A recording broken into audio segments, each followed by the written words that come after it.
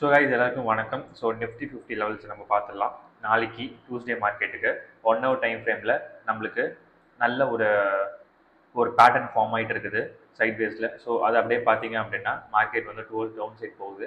So நான் உங்களுக்கு வந்து ஒரு தொடர்ந்து போன வாரம் ஃபுல்லாக சொல்லியிருந்தேன் 22,756 700 750 இது எல்லாமே ஒரு ஸ்ட்ராங் சப்போர்ட்டில் இருக்குது.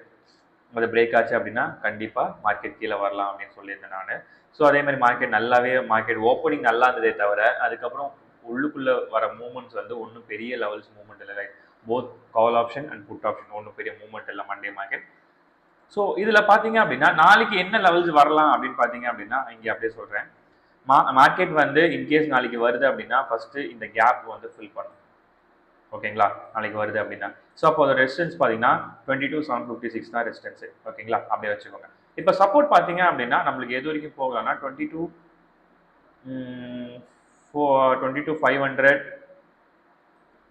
அடுத்தது வந்து 550 வச்சுக்கோங்க.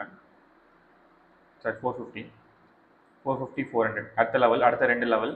ஸோ மார்க்கெட் வந்து இறங்கினா மார்க்கெட் வந்து இந்த லெவல் இறங்கும். இல்லை மார்க்கெட் வந்து ரொம்ப பிரேக் கொடுக்குது அப்படின்னா கண்டிப்பாக மார்க்கெட் வந்து ஒரு 100 பாயிண்ட் 150 பாயிண்ட் இறங்குறதுக்கான வாய்ப்பு இருக்குது. பட் மேக்ஸிமம் எவ்வளோ தூரம் போகலாம் அப்படின்னு கேட்டிங்க அப்படின்னா நாளைக்கு சொல்லலை, பட் ஓவராலாக சொல்கிறேன்.